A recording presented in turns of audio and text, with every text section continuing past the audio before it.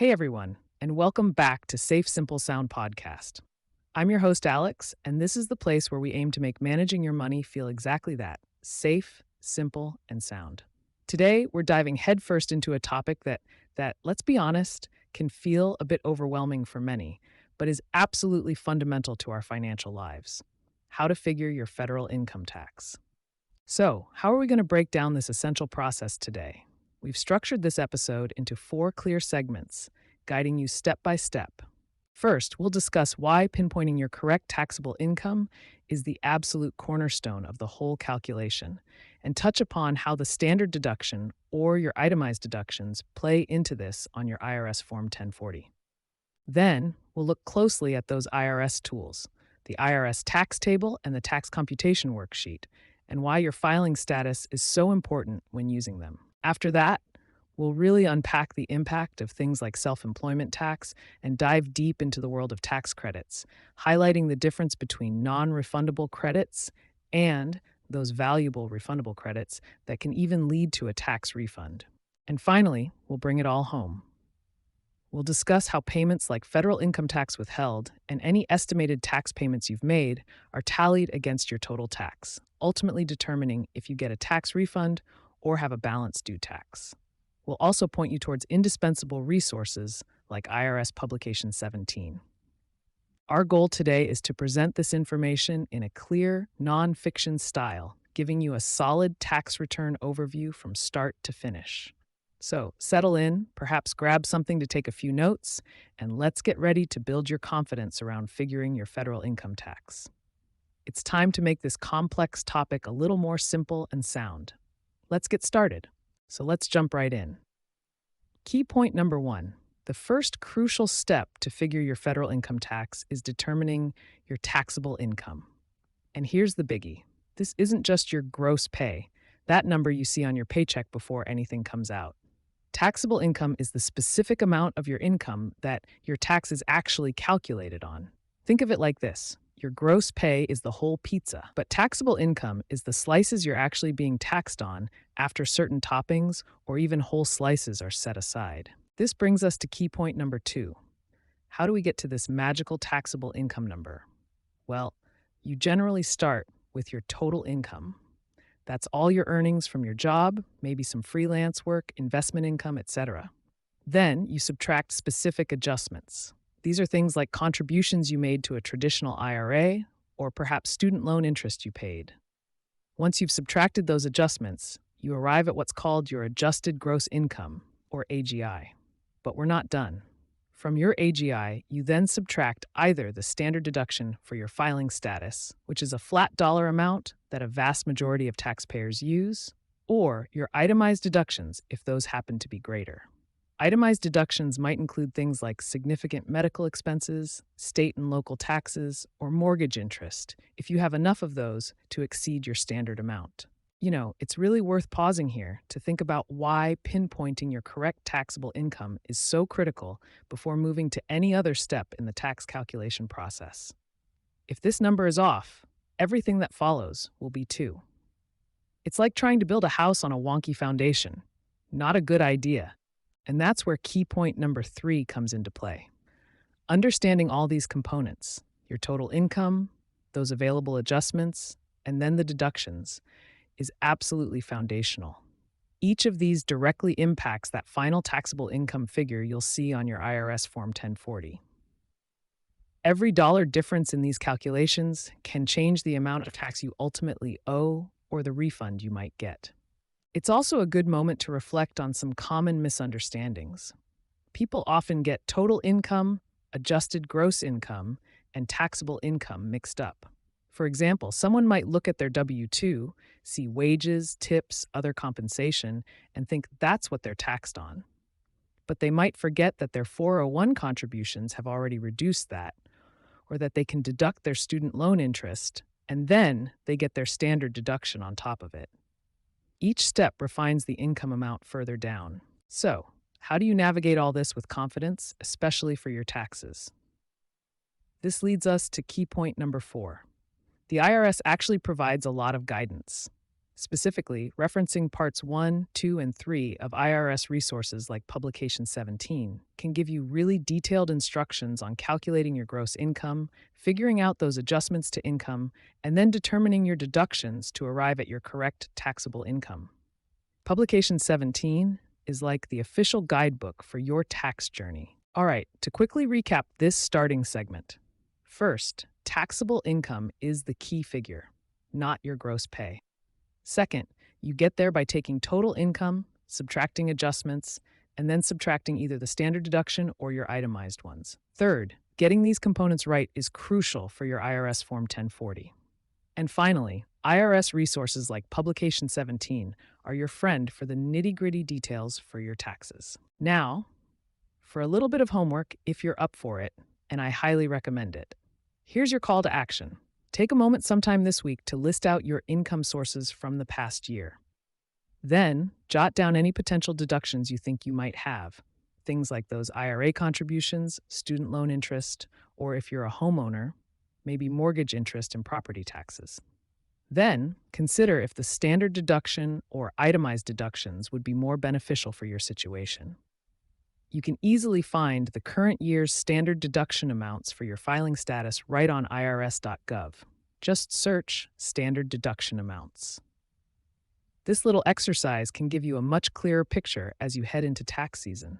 Okay, so now that we've laid the groundwork and understand what taxable income is and generally how we arrive at it, what's next? Well, once you have that number, you need to actually figure out the tax. And that's exactly what we'll be covering in our next segment.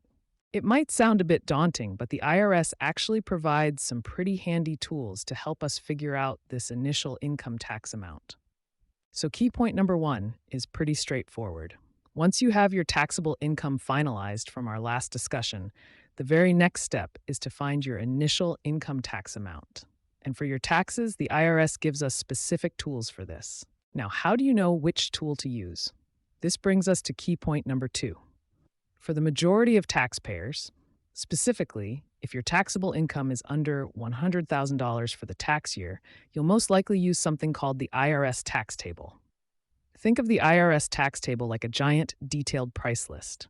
You look up the row that contains your taxable income range. Say your income is between $50,050 and $50,100. Then you find the column for your filing status. Are you single, married, filing jointly, head of household, and so on? Where that row and column meet, boom, that's your initial tax amount. It's designed to be pretty user-friendly. This actually touches on one of our common questions. How do tools like the IRS tax table aim to simplify tax calculation for the average taxpayer? Well, it's exactly this. By pre-calculating the tax for various income brackets and filing statuses, it removes the need for most people to do complex percentage calculations themselves. It's like ordering from a set menu at a restaurant where the prices are all listed, rather than having to calculate the cost of every single ingredient in your meal based on market rates. Much simpler, right? But what if your income is a bit higher? That's key point number 3. If your taxable income is $100,000 or more for your taxes, you'll generally shift gears and use the tax computation worksheet. This worksheet is typically found in the instructions for Form 1040. Instead of looking up a preset number, the tax computation worksheet guides you through applying the actual tax rates from the tax rate schedules to your income. It's a bit more like following a detailed recipe where you have to measure and combine several ingredients yourself to get the final result. So, more calculation involved, but it's necessary for those higher income levels to ensure precision. And this leads us to key point number 4, which is super important. It's absolutely crucial to use the correct tool, either the IRS tax table or the tax computation worksheet, as specified by the IRS instructions for the current tax year. Using the wrong one can lead to an inaccurate initial tax calculation. Imagine trying to use a simple lookup chart designed for smaller numbers when you really need a multi-step formula for a larger, more complex calculation. You just won't get the right answer. This addresses the other part of that common question. What challenges might arise if you use the wrong tool? Simply put, you could underpay and face penalties later, or overpay and have to wait for a refund of money you shouldn't have sent in the first place. Accuracy here is key to peace of mind. So let's pause and reflect for a moment and tackle our second common question. What specific information must you have finalized before you can confidently use either the IRS tax table or the tax computation worksheet? Well, as we've seen, the two absolute must-haves are: first, your correct taxable income for taxes. This is the foundation, no guessing allowed. And second, your correct filing status. This dramatically impacts the tax figures in the IRS tax table and the rates applied in the tax computation worksheet. Being single versus married filing jointly can mean a very different tax bill even with the same income. So before you even peek at these tools, make sure those two pieces of information are locked down and you're confident in them. Just to sum up the main takeaways from this segment, to find your initial tax amount for your taxes, you'll use one of two primary IRS tools, and the choice depends on your taxable income.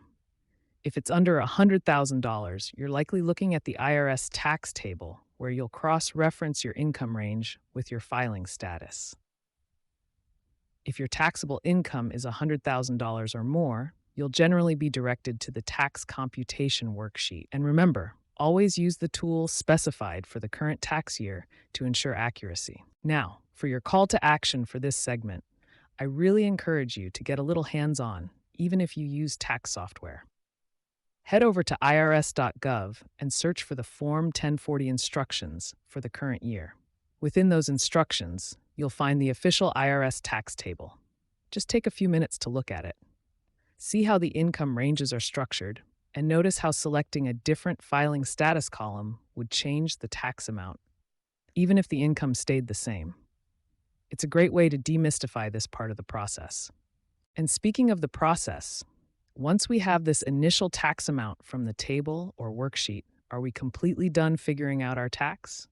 Not quite. There are other factors that can come into play, some that might add to your tax, and some very welcome ones that can reduce it. Think of it like this: that initial tax figure is your base. Now we need to see if anything else gets added on, or excitingly, if anything can be subtracted directly from it. So first up, after finding that initial tax, we have to account for what the IRS calls other taxes. Now, these aren't necessarily bad, just additional. For instance, if you're a freelancer or run your own small business, you'll likely encounter the self-employment tax. This covers your Social Security and Medicare contributions, which an employer would normally handle. Other examples might include the alternative minimum tax for higher earners with certain deductions, or the net investment income tax.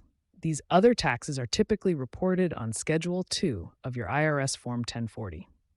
So, if you've got income streams beyond a standard W-2 or certain other financial situations, this is a section you definitely want to pay attention to.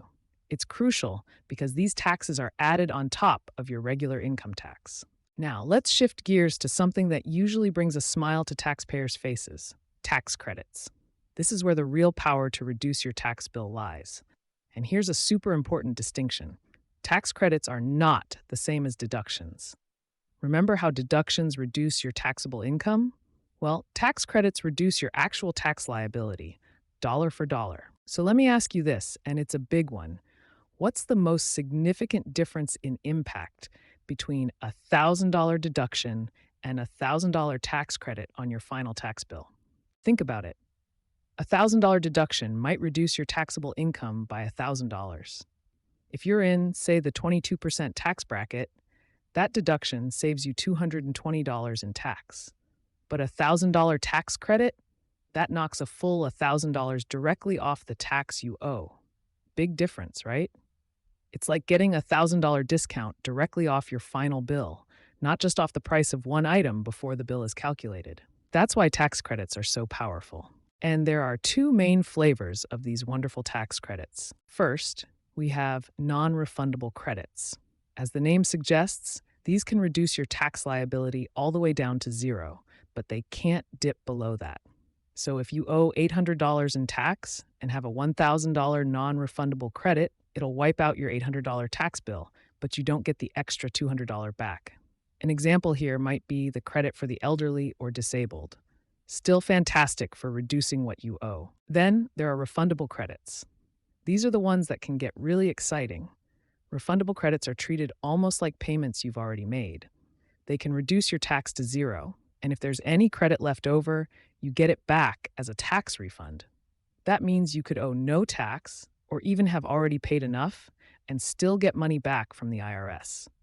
Common examples include the Earned Income Credit, which is a huge benefit for low to moderate income working individuals and families, or the Additional Child Tax Credit. These refundable credits often make their appearance on Schedule 3 of IRS Form 1040. Imagine you owe $200 in tax, but you qualify for a $1,500 Earned Income Credit. That credit wipes out the $200 you owe, and you'd still get a tax refund of $1,300. This really highlights why it's so important for everyone, especially those with varied income sources like our self-employed listeners or folks with dependents, to be aware of both these potential other taxes and the full spectrum of available tax credits. The self-employment tax can be a significant addition to your tax bill, but then an education credit or a family-related credit could significantly reduce it. These aren't just numbers on a page. They reflect real-life circumstances: going to school, raising kids, earning a certain income. Understanding which credits you're eligible for can dramatically change your final tax outcome. It's absolutely worth taking the time to research credits related to education, family, income levels, or even things like energy-efficient home improvements. So to quickly recap, first, we acknowledge that other taxes, like the self-employment tax, might be added to your initial tax calculation, especially if you're not a traditional W-2 employee. You'll find these on Schedule 2 of your IRS Form 1040. Second, tax credits are your best friend for reducing your tax bill directly, dollar for dollar, unlike deductions that only lower your taxable income. And third, these credits come in two types: non-refundable credits, which can take your tax to zero but no lower, and refundable credits, which can result in a tax refund even if you owed no tax to begin with. Now, for a little homework to really bring this home, I encourage you to head over to the IRS website, that's irs.gov, and explore. Your mission, should you choose to accept it, is to find information on one non-refundable credit and one refundable credit. Take a look at their eligibility requirements. Who are they designed to benefit? How do they differ? This little bit of research can be incredibly insightful. Phew, that was a lot, but so important. Now that we've layered in these other taxes and the powerful impact of tax credits, we're getting much closer to that final number.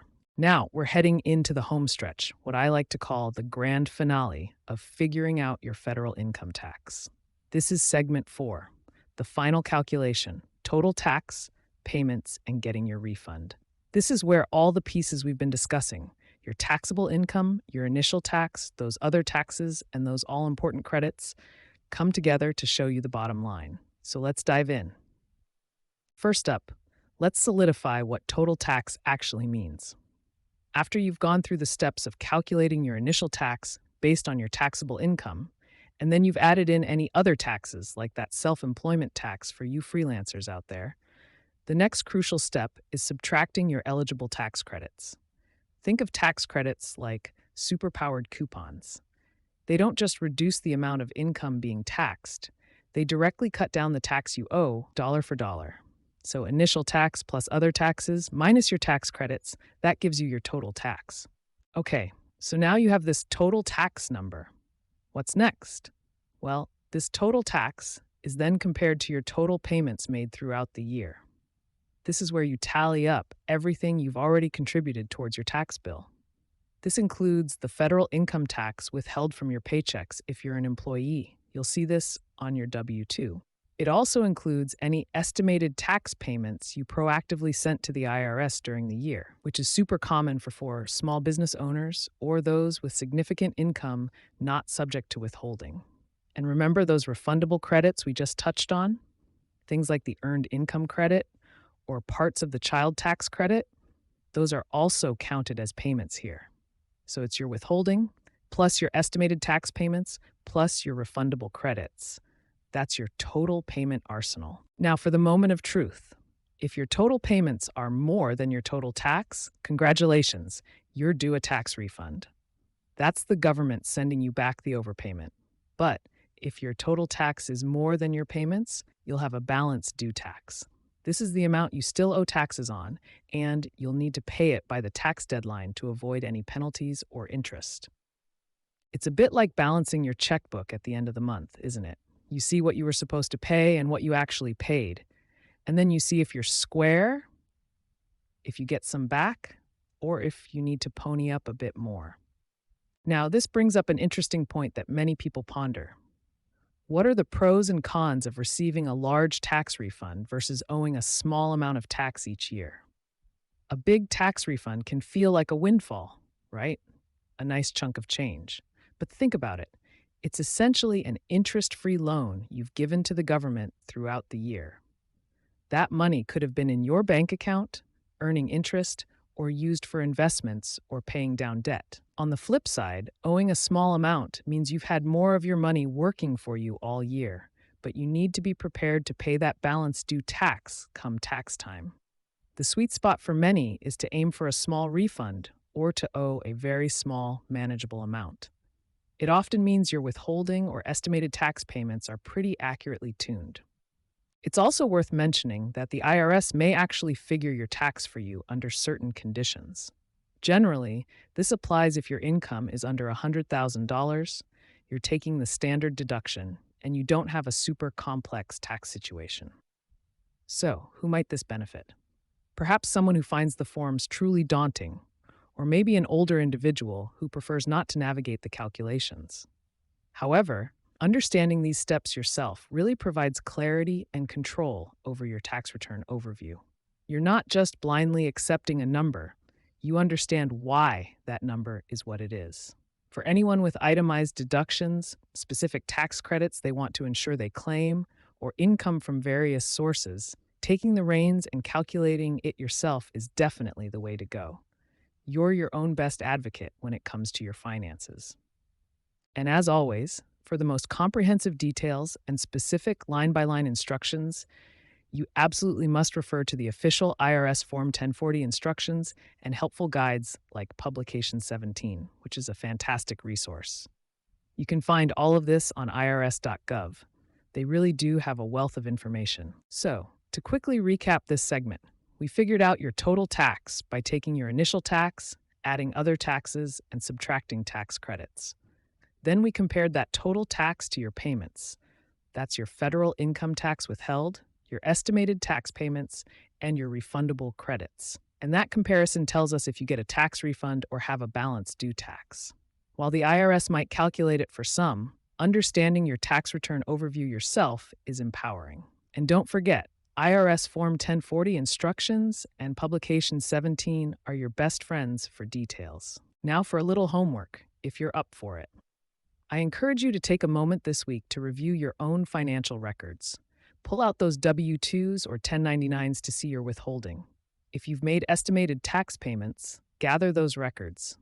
Get a preliminary idea of your total payments for the year. Then head over to irs.gov. Explore your options for receiving a tax refund. Direct deposit is usually the fastest. Or, if it looks like you might owe taxes, check out the different methods for paying. Being prepared is half the battle. And just like that, we've walked through the essential steps of how to figure your federal income tax. Hopefully, this discussion, based on that excellent overview article, has given you a much clearer tax return overview for your taxes. We covered a lot today, from the absolute necessity of first establishing your correct taxable income by considering things like the standard deduction or itemized deductions, right through to using tools like the IRS tax table or tax computation worksheet based on your income and filing status. We then unpacked how other taxes, like self-employment tax, and particularly tax credits, those valuable refundable credits and non-refundable credits, can significantly shape your final bill on your IRS Form 1040. And finally, we brought it all together, looking at how your payments, like federal income tax withheld and any estimated tax payments, stack up against your total tax to determine if you're looking at a tax refund or a balance due tax. I think one of the most powerful takeaways is really grasping the difference between a deduction and a tax credit. Knowing that a credit reduces your tax dollar for dollar is key to understanding your financial picture. It's all about seizing financial control and understanding financial choices, isn't it? And this knowledge is fundamental to that. Thank you so much for tuning in to Safe Simple Sound podcast. We truly appreciate you spending your time with us to make complex financial topics a bit more manageable. If you want to dive deeper, remember to check out our show notes. We'll have links there, and you can always find resources like Publication 17 and the IRS Form 1040 instructions on irs.gov. Please do consider subscribing if you haven't already, leave us a review if you found this helpful, and feel free to share this episode with anyone you think might benefit from a clearer understanding of their federal income tax. Our aim here is always to help you feel that managing your money is safe, simple, and sound. Until next time, this is Alex, wishing you clarity and confidence in all your financial endeavors. Take care.